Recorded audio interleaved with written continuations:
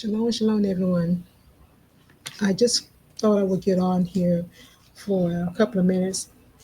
I was just looking at some photos of Thomas Sankara, and there's a couple of things I didn't know about him. There's a lot of things I didn't know about him, but one particular, two things that just really touched my soul. I was looking at a video about his life, and I took down some notes that struck me. So I'm going to share those notes with you. So it says that Thomas Sankara was born in 1983 to 1987, and then also that the city of Burkina Faso built a mausoleum for Thomas Sankara and his 12 companions, inauguration on May 17, 2025. The second thing I didn't know that he had 12 companions. So when I thought of 12 companion, I thought of Yeshua HaMashiach, 12 disciples. Now, from what I can remember, I think they said the 12 companion also died along with him. Just like Yeshua HaMashiach, or who the world called Jesus, his 12 disciples went on to live, but they also died representing what Yeshua represented. Now, if I misunderstood and those disciples didn't pass, I'm pretty sure they did go on with the work as well. But I think that's what I remember saying, that they did die along with the when it came in, when they rushed in and killed him, ambushed him and killed him. So then I wanted to say, okay, so Thomas Sankara and his 12 companion also died along with him as well. And again, if I'm wrong and they did not die during that time, the day when they murdered him, then I'm pretty sure that they went on with the work. But I thought that was just the striking between the two. Yeshua HaMashiach had 12 disciples. Thomas Sankara had 12 companions. And in some revised scriptures, they do say call Yeshua HaMashiach disciples as companions too. But I just thought it was just so striking. Then it went on to say that Thomas Sankara, undisputedly hero of Burkina Faso, often called Africa Chavara. Then he went on to say Sankara seized power in 1983. He was 35 years of age. And then this is really beautiful too. He changed the country name from Upper Volta to Burkina Faso, the land of the upright people. I thought that was so beautiful. And they are very upright people. And their leader, Ibrahim Traore, is definitely an upright man, and he's a man of God. So I put in parentheses, chosen people. So, anyways, I wanted to share that, and a couple of things came to mind when, the special part, I thought about, because I think about a lot of stuff that's going on the balcony, and I was just saying how Burkina Faso people, Ibrahim Traore has the best allies as his people. Can't get any better than that. Not just Burkina Faso, but in other parts of the country, other countries in the continent of Africa as well, and in the diaspora.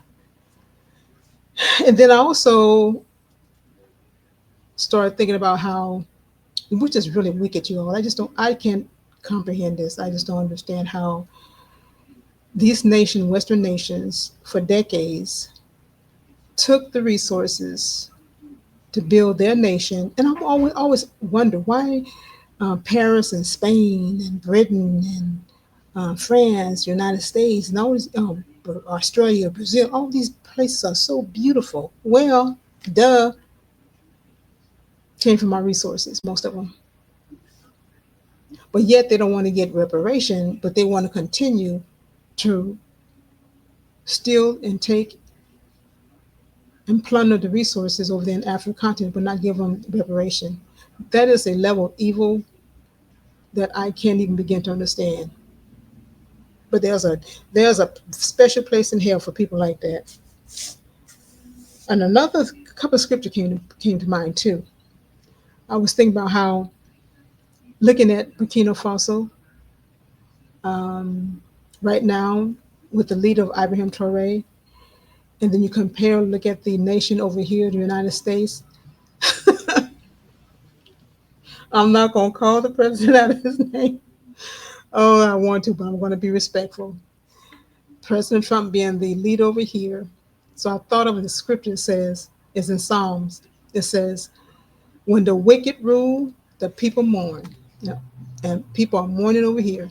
I'm in the United States. When people rejoice, when the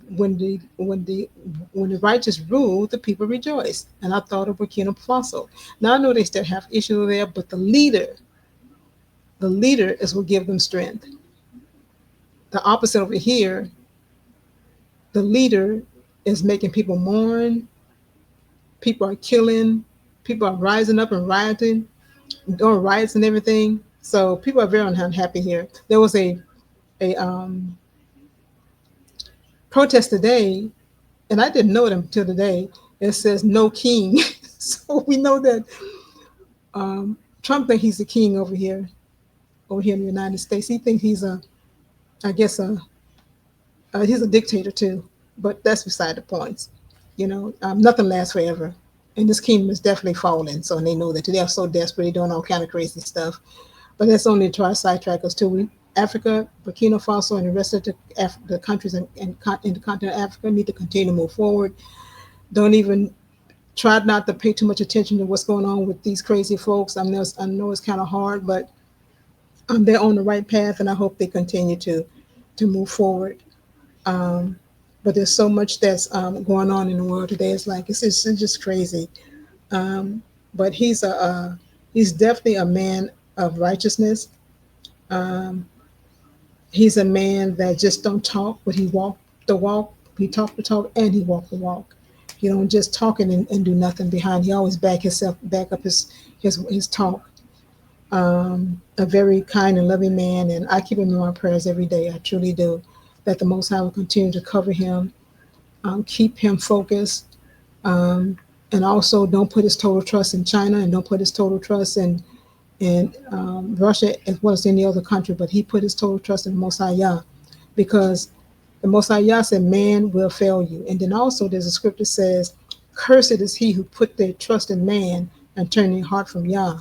So that's my prayer for him, that he does not turn his heart from the Most High, because it's the Most High that has kept him from all these attempt assassination. It's nobody but the Most High have kept him and held him where he is, and bless Thomas Sankara's soul. Just a sweet looking young man, and the Lord going to avenge, and I think He's avenging through sending someone with the character of Sankara, Thomas Sankara. So you can kill the body, but you can't kill the soul. So they may have killed Thomas Sankara's body, but they did not kill his spirit, because his spirit is living on through Ibrahim Traore.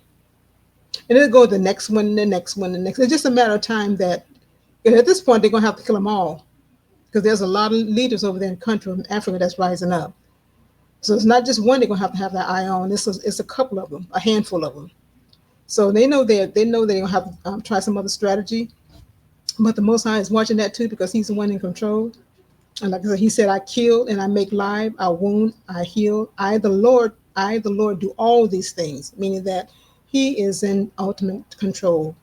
He's a sovereign over everybody, every last one of the souls here on earth.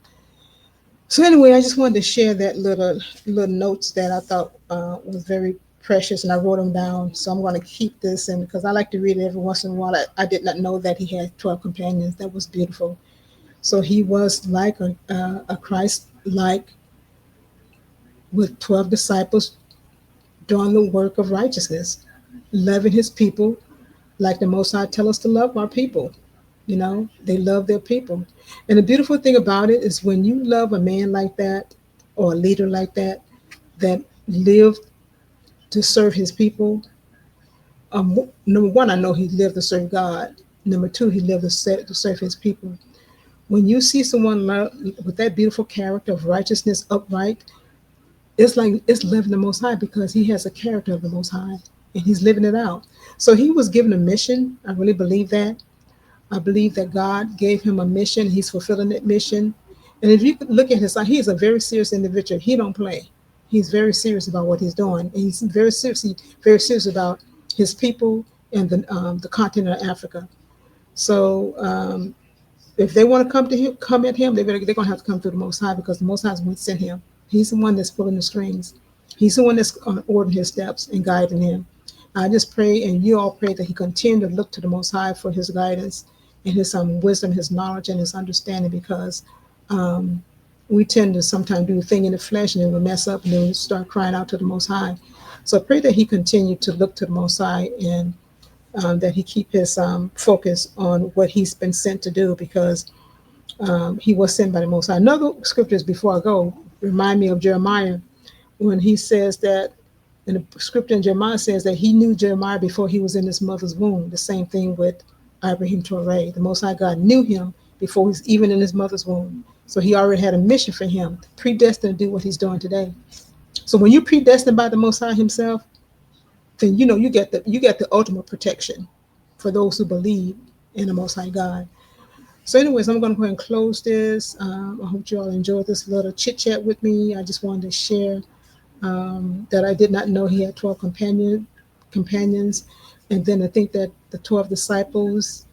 That's just a beautiful thing, beautiful comparison. So I'm going to go ahead and turn out, and I see you all on the next video.